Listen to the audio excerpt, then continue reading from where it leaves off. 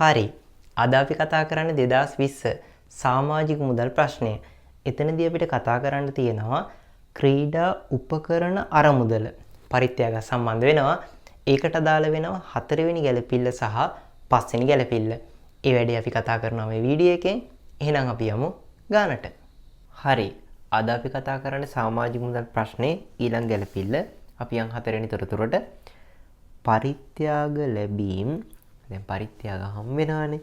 පරිත්‍යාග ලැබීම් ආදායම තුල හඳුනා ගනු ලබන්නේ ආදායම් ප්‍රකාශයට දාන්නේ ඒවා භාවිත කළ ප්‍රමාණය පදනම් වේ. දැන් මේ හිතන්නකෝ.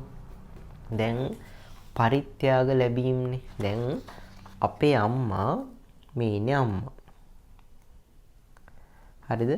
අපේ අම්මා මට රුපියල් 1000ක් දෙනවා. හරිනේ? හරිනේ? එතකොට මොකද්ද කියන්නේ? පරිත්‍යාග ලැබීම ආදායම තුල හඳුනාගනු ලබන්නේ. දැන් මට ආදායමන්නේ. හරිද? ආදායම තුල හඳුනාගනු ලබන්නේ ඒවා භාවිත කළ ප්‍රමාණය පදනම් වේ. දැන් අපේ අම්මා මට රුපියල් 1000ක් දෙනවා. මොකටද? අයිස්ක්‍රීම් කන්න. එතකොට මම මේ රුපියල් 1000 හම්බුනහම ආදායම ලෙස ගන්න නැහැ. කොහොමද ගන්නෙ? භාවිත කළ ප්‍රමාණය. දැන් මේකෙන් මං අයිස්ක්‍රීම් කෑවේ රුපියල් 300ක විතරයි නා. මේකෙන් භාවිත කරේ මං 300නේ. 300 විතරයි මට ආදායමට ගන්න පුළුවන්. ඒ කියන්නේ අයිස්ක්‍රීම් කෑවේ 300කනේ නා. භාවිත කළ ප්‍රමාණය විතරයි ඔයාට 300 ආදායම ලෙස ගන්න පුළුවන්. හරිනේ? ඒ විදිහට ගමු. ඊට පස්සේ කියනවා මෙතන ඊළඟ තොරතුර 23.31 දින අගද මුලද අග 23.31 කියන්නේ අග ක්‍රීඩා උපකරණ මිලදී ගැනීම සඳහා ක්‍රීඩා උපකරණ ටිකක් ගන්න ක්‍රීඩා සමාජයේ විසින් 200ක් ලක්ෂ 2ක් මුදලක් වියදම් කරන ලද අතර අයිස්ක්‍රීම් ගත්තා වගේ. එයින් 1,50,000ක් ක්‍රීඩා උපකරණ අරමුදලින් ලබා ගන්නා ලදී. ඒතර අරමුදල කියන්නේ මොකද්ද? දැන් මෙහෙම. දැන් ක්‍රීඩා උපකරණ අරමුදලනේ. මෙන්න මේ උඩ තිබ්බ නේද මෙන්න මෙතන. ක්‍රීඩා උපකරණ අරමුදල කියන එක මේ බලන්න. ක්‍රීඩා උපකරණ අරමුදලේ හරිද? මුල ශේෂයක් තියෙනවා ලක්ෂ 4ක්. අග ශේෂය දීලා නැහැ. දැන් මෙහෙමයි වෙන්නේ. දැන් ඔතන ක්‍රීඩා උපකරණ අරමුදල් ගිණුමක් ගහගමු අපි. ක්‍රීඩා උපකරණ අරමුදල. ක්‍රීඩා උපකරණ අරමුදල. එතකොට මේකේ බැරට තමයි සාමාන්‍ය අරමුදලක් තියෙන්නේ ශේෂය. ලක්ෂ 4යි. මූල.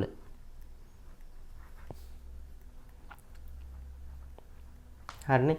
එතකොට මෙන්න මේ ලක්ෂ 4 හැදුනේ කොහොමද? මෙහෙමයි. දැන් අර අපේ අම්ම රුපියල් 1000ක් දෙනවානේ. රුපියල් 1000 දුන්නු ගමන් සල්ලි හම් වෙනවානේ. මුදල් හර මම බැර කරන්නේ අර මුදලට. අයියේ පාවිච්චි කරනකම් මට හොල්ලන්න බෑ මේක. එහෙනම් පාවිච්චි කරන්නේ නැති තාක්කල් ක්‍රීඩා උපකරණ වලට මේ ලක්ෂ 4ක් ක්‍රීඩා උපකරණ අරමුදලට සල්ලි හම්බෙච්ච ඒවා. ඒ කියන්නේ මුදල් හර ක්‍රීඩා උපකරණ අරමුදල බැර. ඒ කියන්නේ මේක තියෙන්නේ පෙරදී ක්‍රීඩා උපකරණ මිලදී ගැනීමට ක්‍රීඩා උපකරණ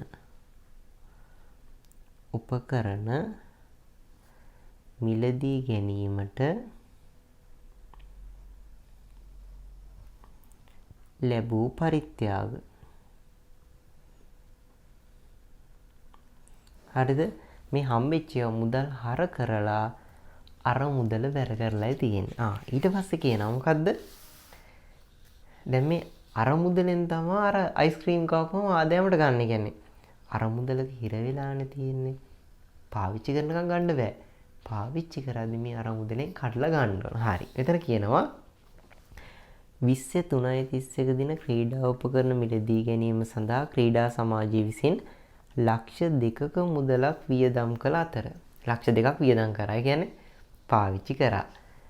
එයින් 1,50,000ක් ක්‍රීඩා උපකරණ අරමුදලින් ලබා ගන්නා ලදී. දැන් මෙහෙම. දැන් ඔගේ හරබැර යන විදිහම ලියන්න. දැන් ලක්ෂ 2ක ක්‍රීඩා උපකරණ ගන්නවානේ.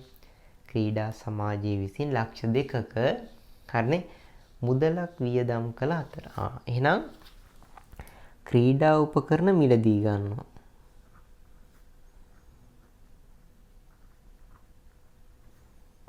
මිලදී ගැනීම.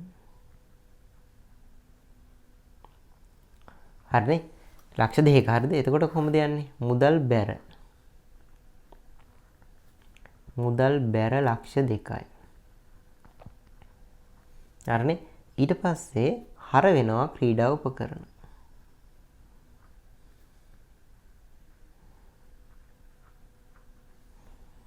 හර වෙනවා ලක්ෂ 2ක්. ඇත්තටම දැන් ක්‍රීඩා අරමුදල මෙතන බැර වෙලානේ තියෙන්නේ. තේරුණාද? ඒ සල්ලි ටික මුදල් ගිණුමක තියෙනවා. දැන් මුදල් ගිණුමක් ගැහුවොත් මුදල් ගිණුමේ ඒ ලක්ෂ 4 තියෙනවා. තේරුණාද? ඒ ලක්ෂ 4 වෙනම වෙන් කරලා තියෙන්නේ. තේරුණානේ? එහෙනම් ක්‍රීඩා උපකරණ හර මුදල් බැර. ඔන්න ක්‍රීඩා උපකරණ ගත්තා. ඊට පස්සේ කියනවා මෙතන එයින් 1,50,000ක් ක්‍රීඩා උපකරණ අරමුදලින් ලබා ගන්නා ලදී. අරමුදල කියන්නේ මෙන්න මේකයි මෙන්න මේකයි. තේරුණානේ?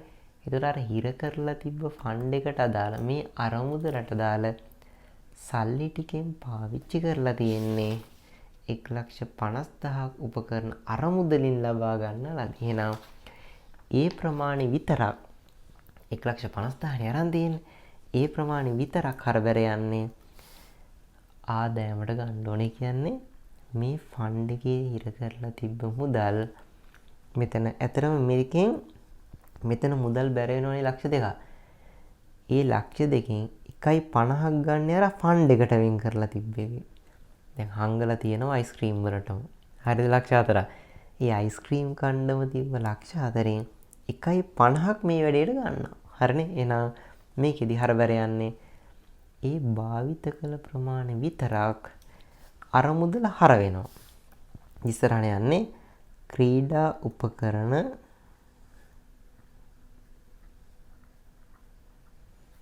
අරමුදල හර. ඒ කියන්නේ 1.50. බැර වෙනවා ක්‍රීඩා උපකරණ පරිත්‍යාග එහෙම නැත්නම් අරමුදල් ක්‍රීඩා උපකරණ අරමුදල් පරිත්‍යාග ආදායම් පරිත්‍යාග කියලා දාමු අපි. පරිත්‍යාග ආදායම් බැර වෙන්න ඕන 1.50ක්. ඒතර අරමුදල හර වෙනවා 1.50ක්.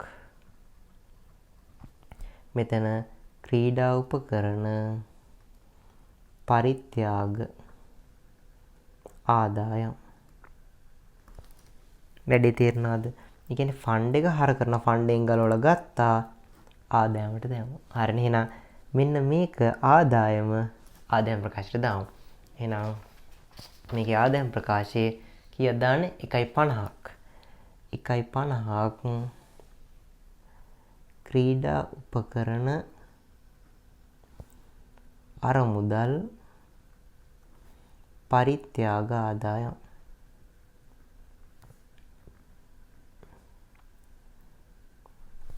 බැරට දානවා. කියන්නේ ආදායම් කියන්නේ ආදායම් බැරනේ. ඒ බැර එක තමයි මෙතෙන්ට දාන්නේ. ඒක තේරුණාද? ආදායම් බැර වෙනවා. ඒ කියන්නේ ආදායමට ගන්නවා කියන එක. ඊට පස්සේ මේ අරමුදල් ගිණුවේ බැලන්ස් එකක් එනවා. ෆන්ඩ් එක ඉතුරු වෙනවා. හරිද? ඉතුරු වෙන්නේ කීයක්ද බලන්න. ලක්ෂ 4යි. හරිද? ලක්ෂ 4යි. මේ අරමුදල් ගිණුම ඉතුරු වෙනවා. හරිද? එතකොට ලක්ෂ 4යි මෙතන 2,50,000ක්. පාගේ මෙතන ඊගේ 2,50,000ක්. මේ අරමුදල හිමිකමට යන්න ඕන අගශේෂය. එහෙනම් අගහිමිකම අපෙන් ඇහුවනේ. එහෙනම් අගහිමිකම යටතේ තව එකක් දාමු. 250ක්. එහෙනම් 250ක් මොකක් කියලා දාන්නේ? ක්‍රීඩා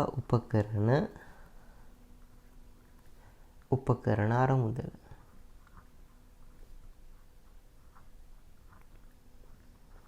අර තිබ්බ ලක්ෂ 4 දැන් ලක්ෂ 4ක් තිබ්බනේ. දැන් අගශේෂය දාන්න ඕනේ. මෙතන මුලදී ලක්ෂ 4ක් තිබ්බනේ. දැන් මේකෙත් පෙන්නන්නම්කෝ. මෙතන ලක්ෂ 4 අගේක මේ ප්‍රශ්නාර්ථ ලකුණනේ තිබ්බේ. ඒ අගශේෂය තමයි ක්‍රීඩා උපකරණ අරමුදල කියලා කීයක් දෙන්නේ. මෙතන 2,50,000ක් එන්නේ. අවුලක් නෑනේ. අර පාවිච්චි කරපු ප්‍රමාණය විතරක් ආදායමට ගත්තා. හරිනේ. ඊටු ටික මේ ගිණුමේ ඊටු ටික අරමුදල විදියට යන්න ඕන අගහිමිකමට. හරිනේ. එනවා ඔය විදියටයි එන්නේ. ඊට පස්සේ අපිට තියෙනවා මේ අරමුදල් කේස් එකම අදාළවම තවත් ගැළපිල්ලක්. ඒ කියන්නේ දැන් අපි ගියේ දැන් 4.5යිනේ. 4.5යිනේ.